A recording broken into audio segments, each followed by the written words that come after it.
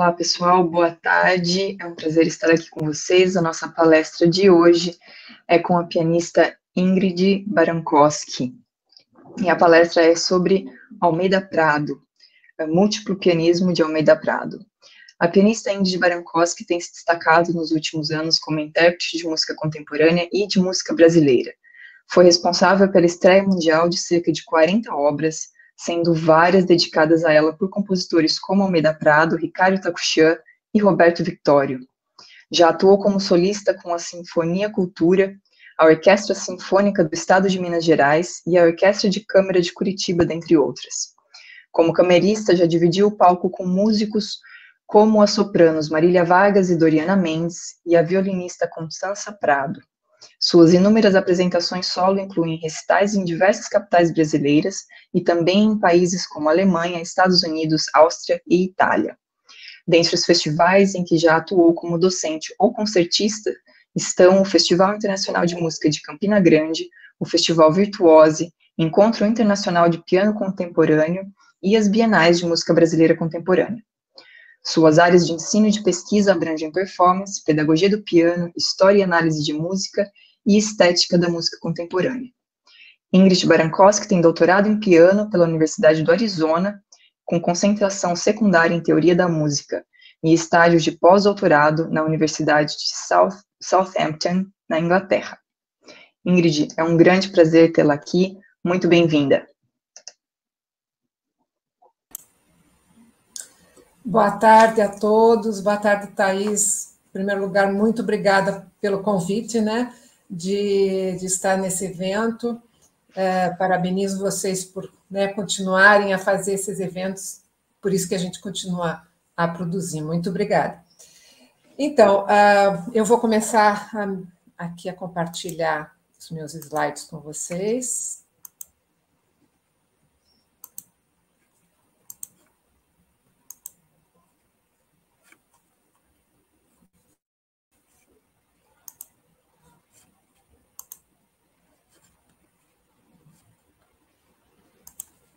O título da minha fala, O Múltiplo Pianismo de Almeida Prado.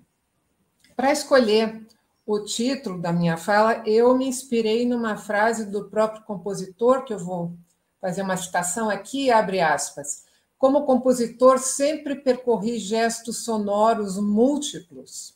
Isso eu encontrei num texto dele, num material de inscrição para um edital da Bolsa Vita de Artes de 2000.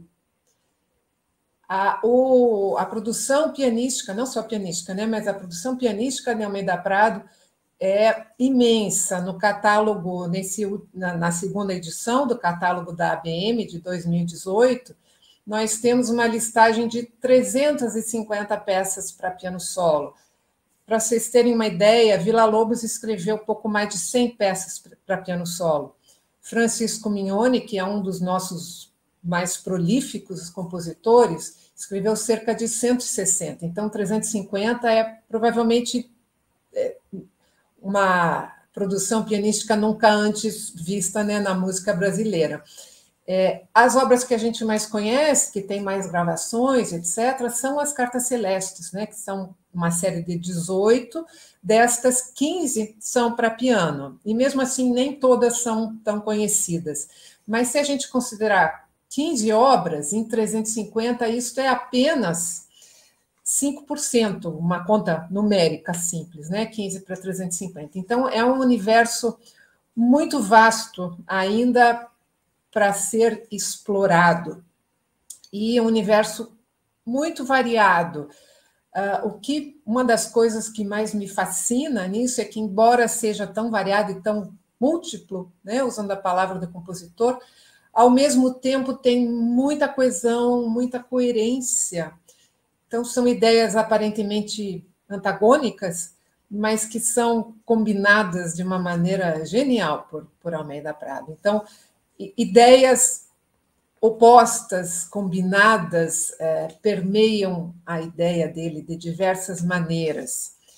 Eu vou falar hoje sobre rigor e fantasia, micro e macroestruturas, metáforas sonoras, transformação e combinação de ideias e conceitos. Para isso, vocês vão assistir alguns vídeos curtos, alguns áudios, e também vou usar algumas citações das cartas de Almeida Prado para Nadia Boulanger, é um material que eu estou editando atualmente. Ele estudou durante 4 anos, de 69 até 73, com Messiaen e Nadia Boulanger em Paris, 2 grandes nomes, 2 ícones da música do século XX. Sobre essa primeira ideia, rigor e fantasia. Na verdade, isso vem diretamente do ensino de Boulanger. Ela preconizava uma formação muito sólida, estruturas muito bem planejadas, estudo de contraponto, harmonia, mas ela dizia que isto não servia para nada se o compositor não tivesse uma rica fantasia composicional. E isto Almeida Prado tem de sobra, não é?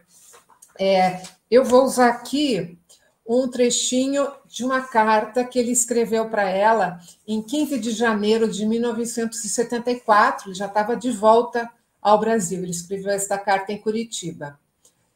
Estou compondo uma obra ex itinere para piano, violoncelo, viola e violino. É uma viagem através de paisagens serenas, agressivas, interiores, o homem peregrino, solitário, à procura de seu objetivo, o lugar tão buscado. Amigo peregrino, deixe-se levar pelo vento, os caminhos são de fogo, te esqueça de si mesmo, invente a sua viagem. E alguns dias depois, ele escreve: acabei de compor hoje minha obra ex itinere. Eu usei a seguinte forma. Eu coloquei aqui na imagem, na própria letra dele, o que ele escreve na carta, né? Todo o esquema estrutural da obra. Então, isso nessas cartas é muito comum. Era comum, né? Ele e outros alunos continuarem enviando obras para ela apreciar, e ele sempre coloca assim, a ideia poética da obra e, em paralelo, a estrutura. Então, a gente vê que isso realmente estava na maneira dele compor. É também muito comum que isso apareça nas próprias partituras, né? Por exemplo, na Cartas Celestes número 1, na edição da Tonos, antes de começar propriamente a música, vem o catálogo de 24 acordes, que vai ser a estrutura de toda a obra. E também uma imagem belíssima, né? Como a inspiração dessas cartas celestes, ele adorava colocar desenhos e imagens nas partituras dele, a maioria são dele mesmo, né? Ele pintava muito bem. Então, essas 2 coisas também a gente pode perceber nas partituras dele. Bem, a fantasia composicional dele se reflete em metáforas sonoras muito variadas. Eu vou colocar aqui um outro trechinho de uma carta que ele escreveu para Nadia em Zurique, em 1974. Acabei de ver os vitrais de Chagall na igreja Fraumünster. Que maravilha! É uma emoção as vibrações das cores. Ele chegou num tal grau de espiritualidade, tão profundo, quase intocável. Ele é o Stravinsky das cores. Sua concepção é tão rítmica, tão musical, como acordes imensos, músicas, cores verticais, algo como grandes árvores.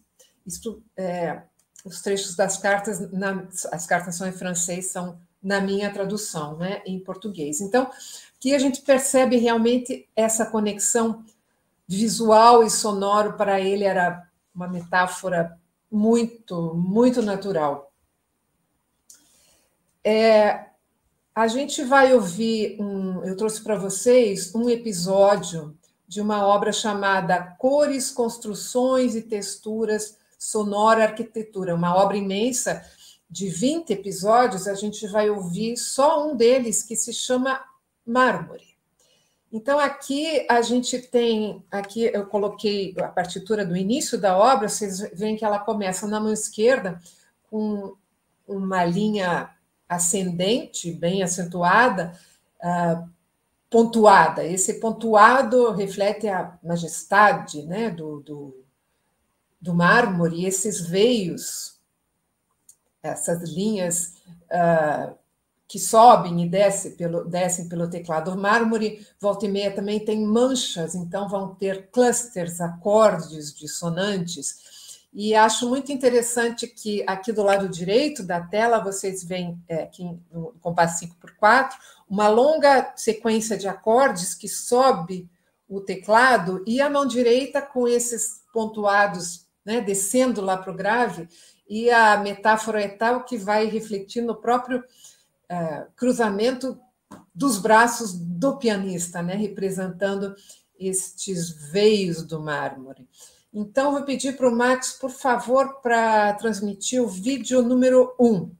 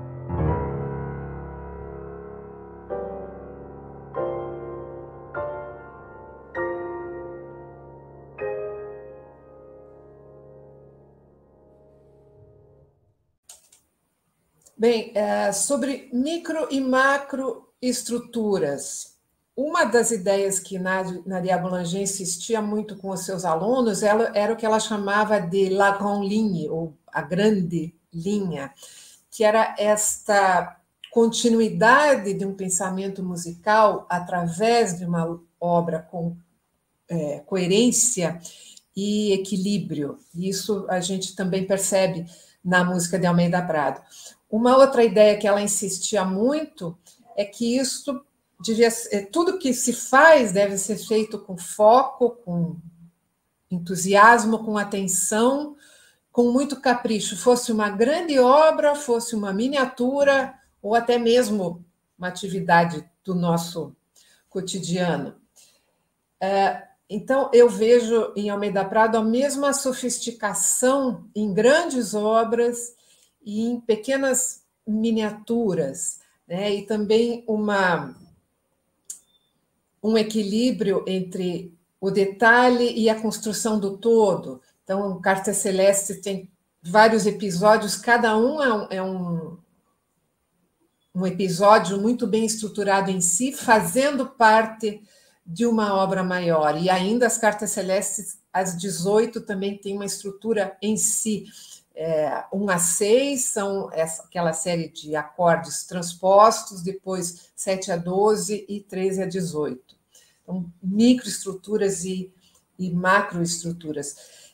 Pensando nisso, eu vou mostrar para vocês exemplos comparando, ou, né, fazendo uma alusão de peças miniaturas das cenas infantis com obras maiores. Bem, faz parte da sua fantasia composicional a exploração das ressonâncias do piano, né? Como várias pesquisas já têm analisado isso.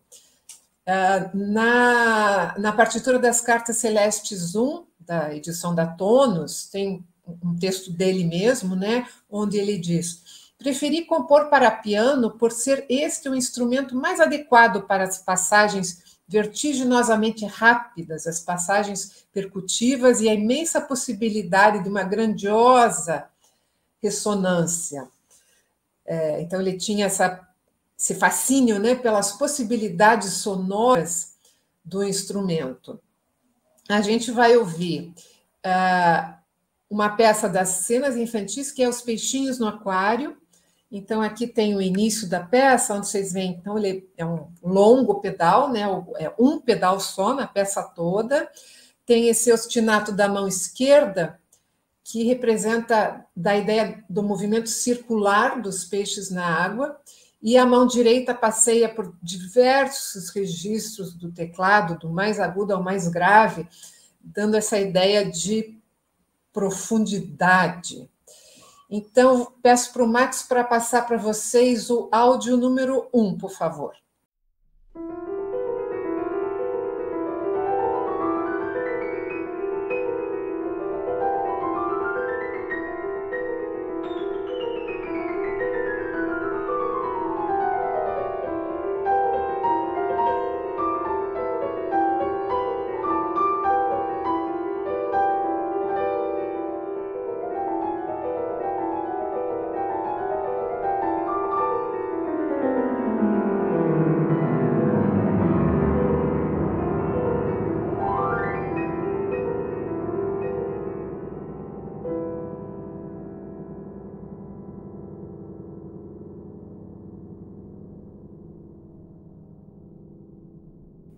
E o outro exemplo é o primeiro episódio das Cartas Celestes 18, que chama-se Galáxia do Redemoinho. Então, um exemplo onde ele também, com a mesma sofisticação, né, explora essa questão da ressonância do piano. Também a gente vai ter repetição de ostinatos, referindo-se aqui ao movimento circular da galáxia, e um movimento dos extremos para o centro do teclado, representando esse redemoinho. Então, vou pedir, por favor, o vídeo número 2.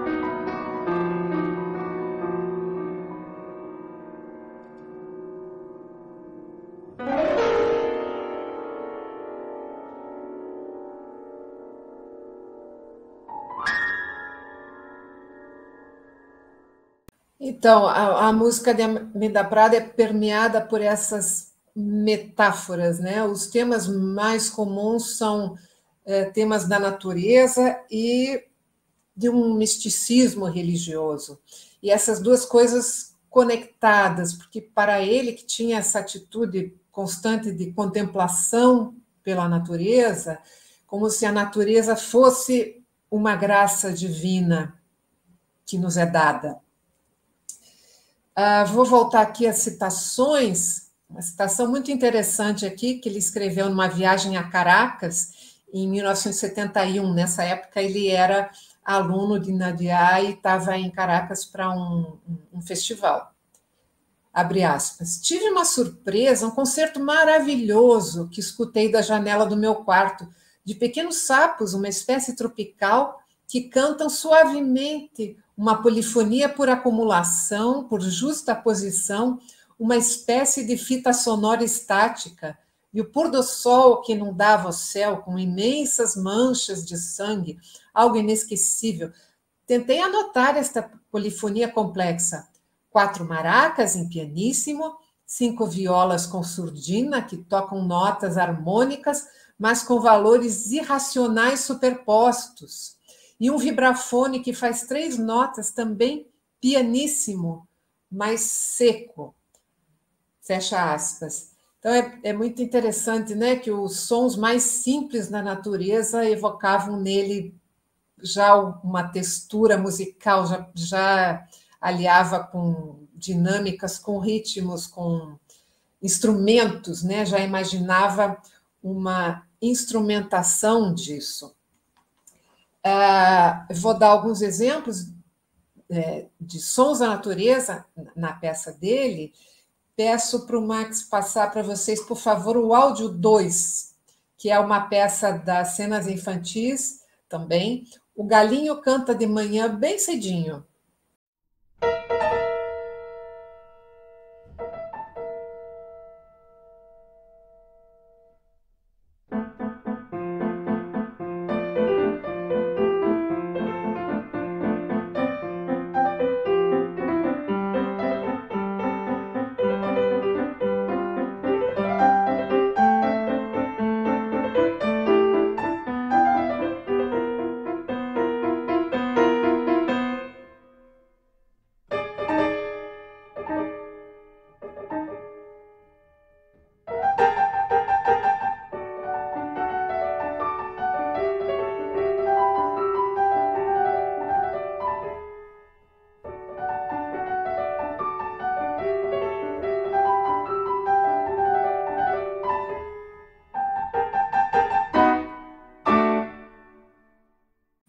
Ok, obrigada.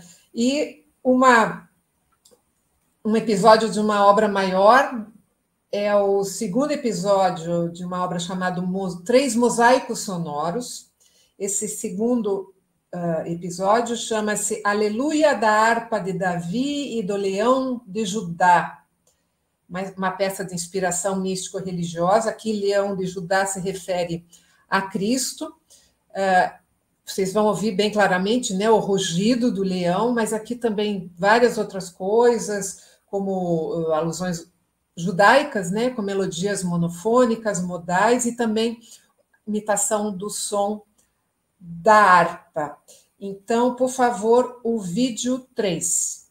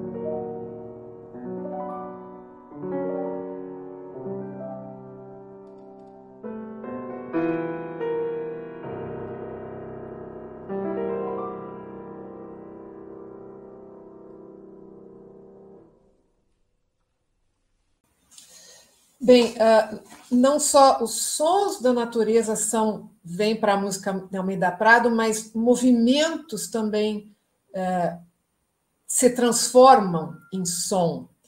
Então, aqui, por exemplo, nessa peça também das cenas infantis, O Gatinho no Telhado, até tem lá no final algo musical que eu relaciono a um miado de um gato, mas principalmente a peça transmite esses movimentos sorrateiros inesperados do gato, né? Aquele olhar, às vezes, um pouco parado, que você não sabe o que vem em seguida. Então, uma peça cheia de pausas e movimentos bruscos e inesperados, e aí, de repente, os gatinhos estão brigando no telhado e, de repente, eles começam a brincar. Então, uma peça também, uma miniatura, mas muito sofisticada. Então, eu pediria, por favor, o áudio 3.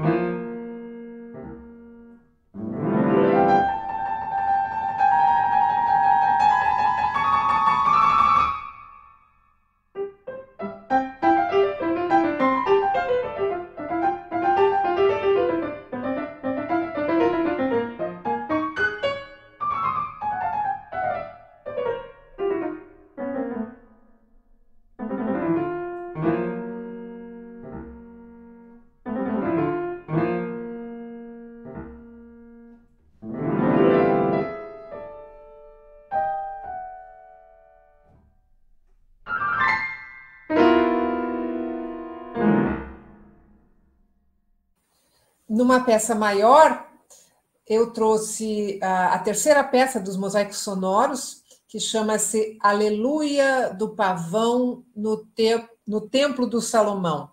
Então, aqui também vai ter um som repetitivo que representa o grito estridente do pavão, que ele tem caracteristicamente, mas também esse movimento de abertura e fechamento muito exuberante, né, das penas coloridas do pavão. Então, são gestos ascendentes e descendentes amplos no teclado que vão representar sonoramente este movimento da natureza.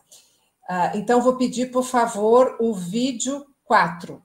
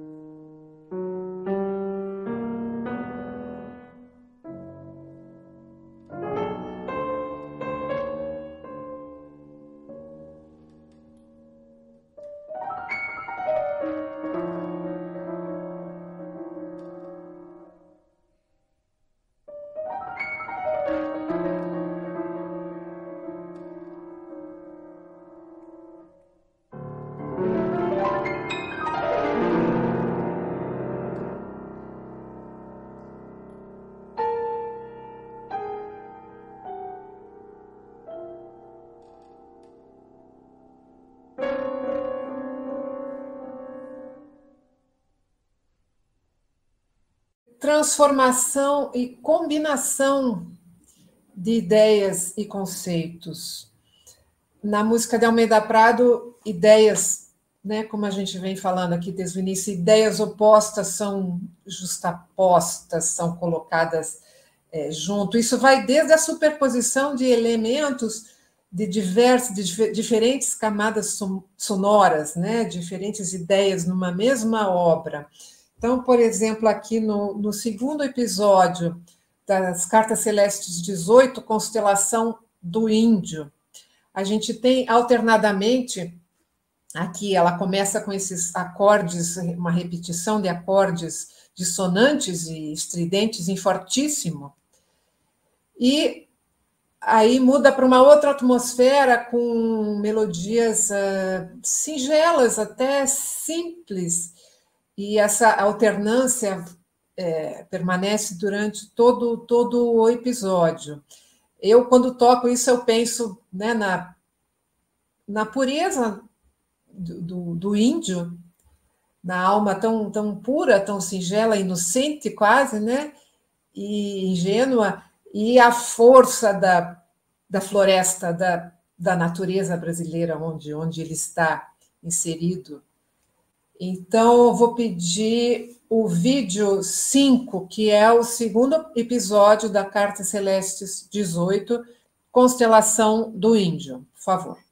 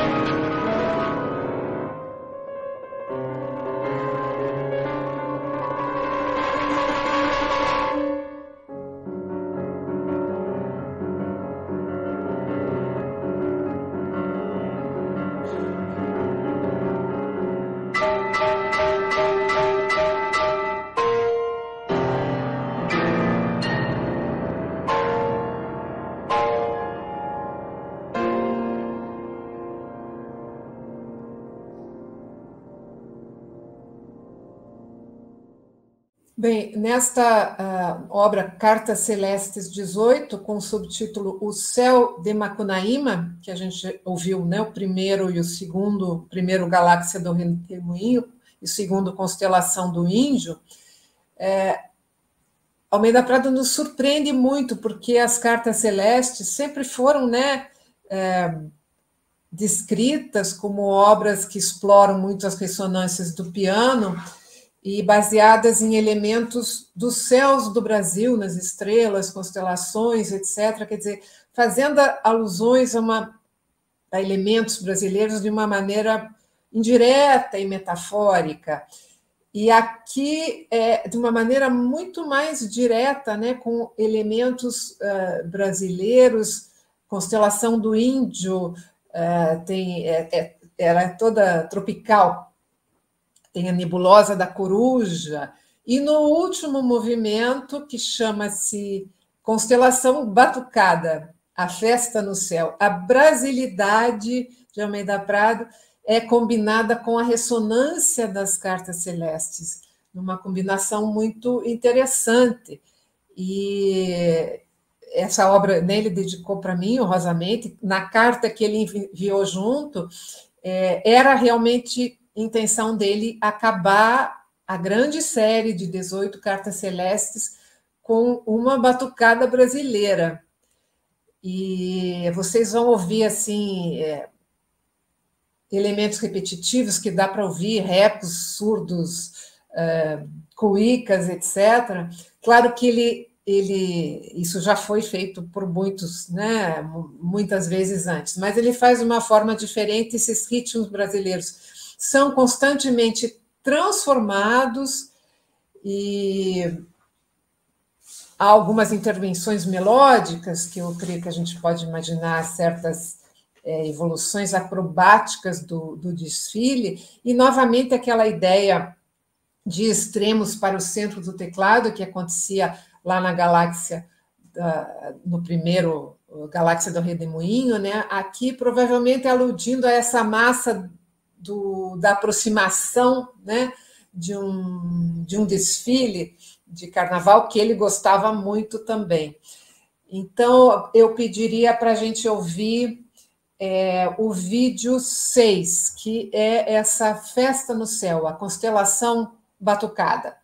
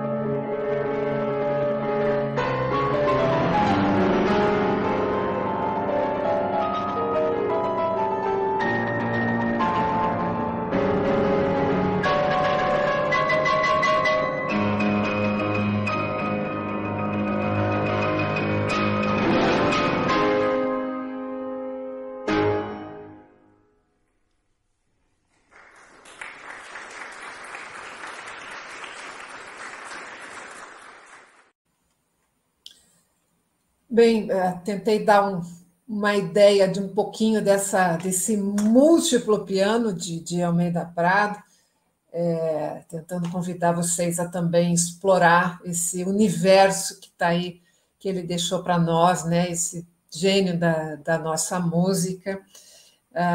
Vou deixar aqui alguns minutinhos, se alguém tiver alguma pergunta, mas já queria deixar meu agradecimento de coração aí a Thaís, a todo o pessoal da Tomada 1, do Encontro da Música Brasileira, também o pessoal da técnica aí, que foi ótimo, a Maitê, Nirá, Max, muito obrigada.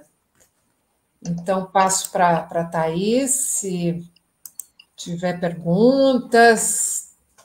Obrigada, Ingrid, muito obrigada pela apresentação, muito interessante, e parabéns pelo trabalho. Nossa, é incrível, né? Incrível. E eu queria perguntar, na verdade, eu não sei se há o que você sugeriria para as pessoas para poderem encontrar as partituras do Almeida Prado, né? Porque às vezes a gente tem essa questão lá que não se toca, não se conhece tanto, e às vezes quando se toca, sempre se toca as mesmas coisas. Então, para quem quer conhecer um pouco mais, onde que pode encontrar as partituras dele? Olha, muita coisa já está sendo disponibilizada pela Academia Brasileira de Música, né? Quando ele faleceu, a família, os manuscritos que ele tinha com ele, na época, foram levados até a academia, que tirou cópia, os manuscritos que estão assim em muito bom estado, porque ele tinha uma escrita muito limpa, muito clara, né? Eles vendem a própria cópia do manuscrito, o preço é super acessível. Algumas obras que às vezes têm um problema, às vezes um papel manchado, uma coisa assim, eles estão digitalizando, já tem algumas digitalizadas. Então, não é tudo ainda que está disponível lá, mas tem muita coisa interessante. Legal. E eles têm, às vezes, eles têm também um catálogo de obras. No caso do Almeida Prado também, tem esse. Sim, é só entrar no site da ABM, Uhum. em publicações, acha lá o catálogo Almeida Prado, abre direto online. Perfeito, muito legal. Tem uma pergunta aqui do César. Ele perguntou se você poderia falar um pouquinho, se você percebe alguma relação entre Almeida Prado e Gramani, sobretudo na questão rítmica. César, né? Obrigada aí pela pergunta. Olha, são dois nomes que exploraram assim profundamente a questão rítmica. Eu nunca fiz uma comparação, né? Mas certamente há explorações semelhantes, né? Almeida Prado explora o ritmo assim em tudo que ele pode, inclusive uma das obras muito interessantes que ele tem se chama Cartilha Rítmica. É uma obra que foi encomendada pela professora Salomé e que a quem ele dedicou. E como é que eu definiria? É uma obra de vários volumes, como se fosse um microcosmos, né, de obras de níveis crescentes de dificuldade, mas que ele tenta explorar todos os tipos de métrica assimétrica, todos os tipos de sobreposição, de justaposição de diferentes ritmos, todas essas maneiras contemporâneas, né, de modulação métrica, modulação rítmica, ritmos hindus, ritmos brasileiros, enfim, assim, é um mundo também que também está editado pela Salomé, pela Sarah Cohen. A Sarah Cohen gravou isso tudo. Eu creio que é no. Bom, não vou dar referência agora, posso estar falando coisa errada, mas é fácil de achar essa cartilha rítmica, é um material também assim muito interessante para todos nós, né? Para intérpretes, para professores, para alunos também. Então, eu não sei responder assim especificamente, mas seria um trabalho muito interessante, né? Achar, Fazer essa comparação. comparar esses dois nomes grandes que trabalharam com o ritmo. Com certeza. Eu coloquei aqui no chat também para vocês, pessoal, o site da ABM, onde tem os catálogos e tem aqui vocês também conseguem buscar as partituras que estão disponibilizadas por eles. Então, fica aí para vocês poderem fazer essa busca e conhecer um pouquinho mais sobre as partituras. E para quem quer conversar, ler um pouquinho mais, né, sobre o Almeida Prado, conhecer mais a fundo, o que você indicaria, Ingrid, para o pessoal aí que está começando, que ainda não conhece muito a obra de Almeida, e o que você indicaria? Olha, tem várias coisas interessantes. A gente não tem ainda assim um livro sobre, né, a música de Almeida Prado. A gente tem hoje já várias dissertações e teses. As mais antigas são da Ana Cláudia Assis, que escreveu sobre savanas e ilhas. Taffarello também tem uma dissertação muito interessante sobre a relação da música dele com Messiaen. Sara e Salomé escreveram vários artigos sobre a cartilha rítmica. Tem também, assim, quem quer ir na fonte original, o próprio Almeida Prado, quando ele veio dar aula em Campinas, na época não tinha doutorado no Brasil, né? Então, para ele subir de nível, não sei exatamente os termos na época, mas ele defendeu uma tese sobre as cartas celestes, sobre as 6 primeiras. Interessante. Uma escrita assim, a escrita dele já tem muita fantasia, muita Sim. cor, assim, tá? Ele escreve desse jeito, como claro, não sei se tão livremente como as cartas, mas não, ele escreve, essa corda é azul prateado, porque esse outro é verde. Enfim, muito imaginativo, assim, são 2 volumões. E muitos artigos também. No meu site também tem alguns artigos que eu escrevi. São muitos colegas que já escreveram sobre Almeida Prado, né? Eu não lembro agora assim de todas as teses, mas mencionei alguns. Claro. E muito legal. Eu vou compartilhar aqui também o site da Lídia, da Ingrid, desculpa, olha, Lídia deve estar falando da gente lá. Ou nos assistindo, né?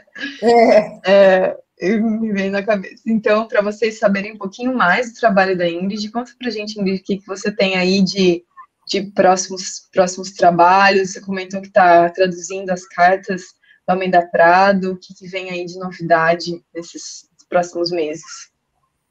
Então, é um trabalho que já estou fazendo há alguns anos, né? E que é completamente fascinante. Ele escreveu 222 cartas para Nadia Boulanger, apenas isso, né? Tudo ele é assim. Tudo ele é assim. E essas cartas estão no arquivo de Nadia Boulanger em Paris, que estão todas as cartas dela. Ela tem um arquivo de 13 mil cartas que ela recebeu do mundo inteiro. E, assim, Stravinsky, Bernstein, só, né? Poulenc, etc.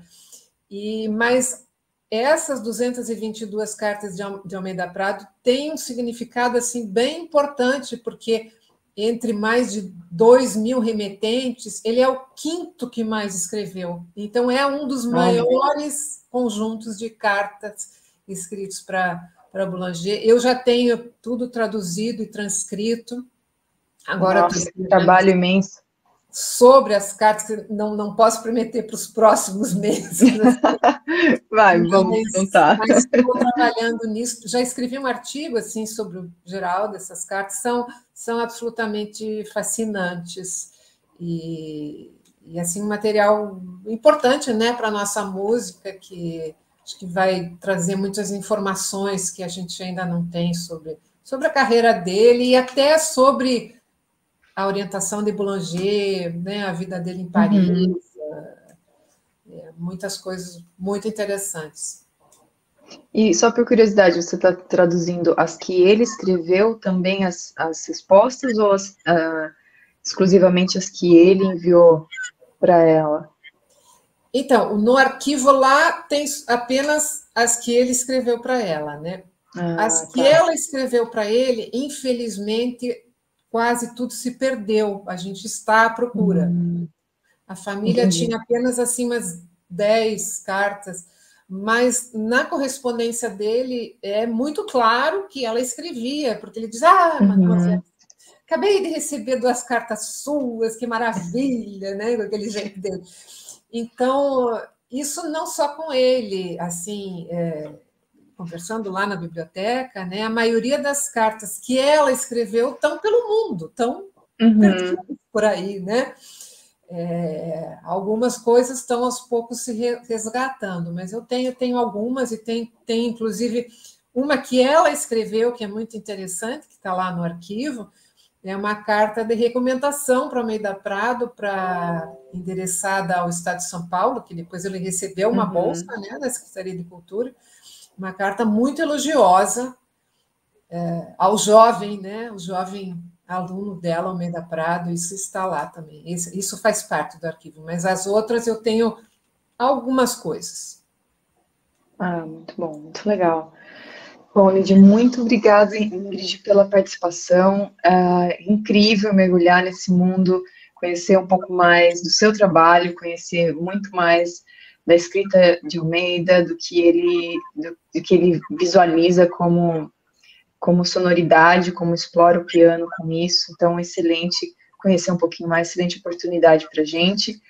Pessoal que quer conhecer um pouquinho mais sobre o trabalho da Ingrid, ficou aí o site para vocês, o convite para vocês acessarem, ler um pouco mais sobre o trabalho que ela já fez, as gravações, vídeos, enfim, muita coisa aí para vocês acessarem, conhecerem um pouco mais, não só sobre Almeida Prado, mas com toda essa perspectiva aí de piano na música contemporânea, que a Ingrid tem um grande expertise. Então, muito obrigada mesmo, Ingrid, foi um grande prazer tê-la aqui com a gente. Obrigada aí, bravos pela realização do evento. Que bom que a gente tem, né, essas pessoas como a Thaís que continuam fazendo, né, com todas as adversidades que a gente tem enfrentado. Parabéns aí pelo trabalho, obrigada pelo pessoal técnico aí também. Muito obrigada pela oportunidade. Obrigada, Indy, obrigada a todos que estão aí com a gente. E hoje temos mais um último evento às 7 da noite, então fiquem ligados aí no nosso canal e participem. Um abraço a todos, até mais. Tchau.